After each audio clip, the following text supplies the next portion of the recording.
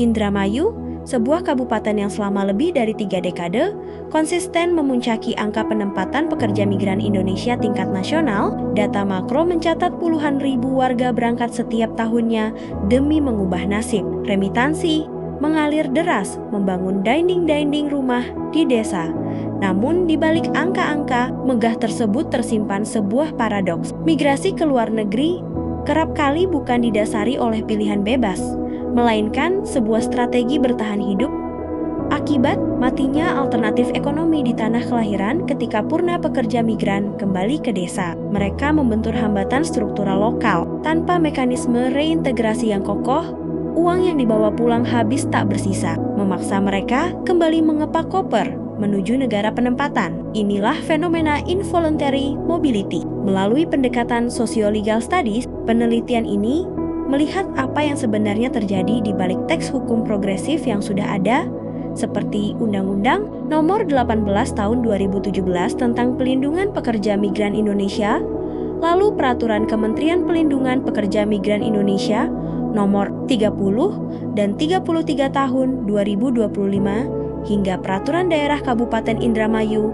Nomor 3 Tahun 2021. Namun mengapa aturan-aturan normatif ini gagal membendung arus migrasi berulang? Penelitian ini berfokus pada 3 masalah utama. Pertama, bagaimana sinkronisasi regulasi dari tingkat pusat hingga ke tingkat desa? Kedua, bagaimana fragmentasi tata kelola memengaruhi keberlanjutan ekonomi purna pekerja migran? Dan ketiga, sejauh mana kebijakan saat ini mampu memulihkan kapabilitas purna pekerja migran untuk memilih hidup tanpa harus terpaksa bermigrasi lagi? Untuk menjawabnya, studi lapangan dilakukan di 2 klaster wilayah Indramayu Barat dan Timur dengan melibatkan pemerintah daerah, NGO, sektor swasta, dan komunitas purna pekerja migran. Temuan pertama mengejutkan. Terjadi jurang pemisah yang sangat lebar pada kapabilitas hukum antar desa. Di satu sisi, ada klaster progresif seperti Kecamatan Sukra dan Desa Segeran Lor yang berhasil mengesahkan Perdes Pelindungan Pekerja Migran inovatif. Namun di sisi lain, terjadi kekosongan hukum di Desa Sliek dan Majasi. Lebih parah lagi, di Desa Tinumpuk dan Singakerta terjadi krisis arsip yang para regulasi desa yang pernah disahkan hilang begitu saja tanpa jejak digital maupun fisik. Sementara desa percontohan seperti Desa Kenanga terjebak dalam anakronisme regulasi, masih menggunakan perdes versi lama yang belum diselaraskan dengan undang-undang terbaru. Ketika kita melihat program pemberdayaan, tampak jelas adanya fragmentasi tata kelola dan ketimpangan terapung. Pemerintah daerah melalui Disnaker masih terjebak pada pendekatan jangka pendek, mengadakan pelatihan kilat yang hanya berdurasi 2 hari. Anggaran ratusan juta dihabiskan untuk belanja barang bantuan seperti alat masak, yang ujung-ujungnya berakhir mangkrak di balai desa atau beralih fungsi menjadi milik pribadi karena absennya pendampingan dari hulu ke hilir.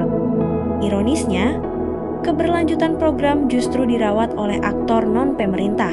Rumah Edukasi Kenanga mampu mendampingi purna pekerja migran secara intensif selama 1 tahun penuh, mengawal legalitas halal, BPOM, hingga manajemen usaha. Sinergi swasta lewat CSR PLN di Desa Bogor berhasil membawa produk UMKM Kamboja menembus pasar luar negeri, serta program Des Bumi oleh Migran Care yang membangun kekuatan koperasi akar rumput. Berdasarkan pisau analisis teori kapabilitas Amartya Sen dan teori aspirasi Dehas, pelindungan hukum Poskabekorja bukan sekadar membagikan alat masak. Hakiki dari reintegrasi adalah pemenuhan kapabilitas substantif. Secara normatif, desa harus memiliki kekuatan hukum regulasi dan tertib administrasi. Secara pemberdayaan, purna pekerja migran membutuhkan pendampingan panjang, jaminan izin edar, serta kepastian pasar. Kesimpulan besar dari penelitian ini menegaskan bahwa remigrasi yang masif terjadi di Indramayu bukanlah pilihan sukarela yang merdeka, melainkan sebuah respons terpaksa akibat kegagalan sistemik ekonomi di daerah asal. Hak purna pekerja migran sebagai subjek hukum yang utuh belum sepenuhnya terpenuhi karena ego, kelembagaan, dan tata kelola yang berjalan parsial. Sebagai jalan keluar, penelitian ini menawarkan rekomendasi konkret. Pertama, pemerintah Kabupaten Indramayu harus menghentikan model pelatihan kilat 2 hari dan beralih ke pendampingan intensif minimal 6 hingga 12 bulan, serta melakukan asistensi aktif untuk standarisasi digitalisasi Perdes di seluruh desa. Kedua, pemerintah kecamatan dan desa wajib melakukan kaderisasi pengurus kelompok agar program tidak mati saat suksesi kepemimpinan. Dan ketiga, jaringan komunitas bersama sektor swasta harus memperluas kemitraan CSR untuk fasilitasi izin edar, pengemasan, dan digital marketing. Hanya dengan sinkronisasi, regulasi, dan tata kelola yang padu, kita dapat memutus lingkaran setan jebakan migrasi dan mewujudkan kemerdekaan sejati bagi pahlawan devisa di tanah air mereka sendiri.